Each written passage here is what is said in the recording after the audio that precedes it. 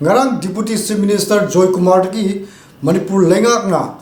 mawanda piramba adungba tuan ba phamsing lokthokhraba matungda ngasi maki party oriba National People's Party ki oiba tuan ba mifam amang asi phamduna hairiba hiramdugi matangda kumna khanane nakhre adubu mifam maduda kari warep lokhibage hariba party asina Manipur lengak ki to kadra to idra habi chapchaba khamungamdri adumakpu mifam maduda saruka kiba Manipur lengak ki Sports Minister jo elba lepa khapki ka impact news ka wari sanaba matamda hariba mifam aduda chapchana lokhiba warep tu chapchana phongdu habe yakide loinana party ki batuan ba phirebo di choina laut kadra haibi wafam phongdura pa loinana hariba hiramsi ki matangda party asigi tuan ba pawgi mifam ma pangthuk tuna miyam khangal khani haibra impact news ta phongdoro ki sai impact news te to jog na sa hai kani le garam gi chalo gi matang hi da ki सावगी party की ओवे करी update लेके किता खंजे गतो बा meeting लेके meeting में कोई तो बगी पाव में से जब मीटिंग तो भी बरा अदुदे हाई कमांड के कमाई तो गुना किता खंजे न गुसा डिसीजन चलो न द्री लॉकडाउन ना गवर्नमेंट से लॉकडाउन तो वे मीटिंग में सी पंथोक की बरा कमाई तो गुसा है भी गुसा कोई मीटिंग पंथोक हाई कमांड की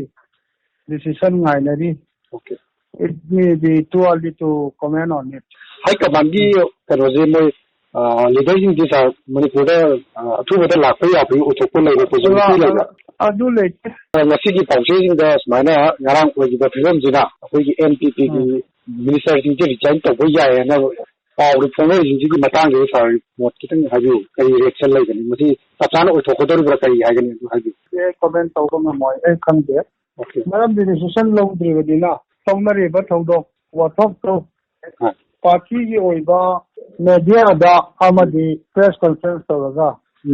honorable deputy chief na hai bana te som le kai gi oiba itin now moi matin manao moi family gi gumba ha tare ne no pi ngang singa yes som oi kom to le kan da soiba ngang ba da khal le ram ba party gi oiba decision da to wa na te le kai da ticket argument ha tare ne provoke to na ba gi sport amada ma so ngang to over ma le aduna party na sit tawani hai ba maklai ke hayang ba ko na pa mu phang na se pa kan de hai jara ke ko pari cha ya mu jara ningsing ba yabati hawkhiba kumja lising ani ga 33 ta pangthokhiba Manipur gi general election aduda Congress party na MLA kunganipal kadro majority oikibani adumopu lengak chemba ngamdabadagi MLA kungamathoi ka kiba adumlaba BJP na hariba deputy chief minister oriba junam Joy Kumar party gi MLA mari लक्षण बगल लोइना अतोपा NPF तकी मरी LGP अमा लक्षण लगा हौजिक लेरिबा chief minister नोंथुम बिरेना दुसिमा लेंगा अछि सेमखिबनी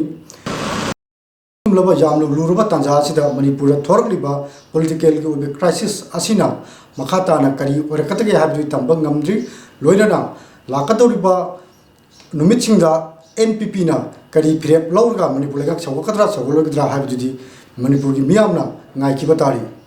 impact news ki dama camera person irom mocha golona paudam jariba arsi mangangcha Imphal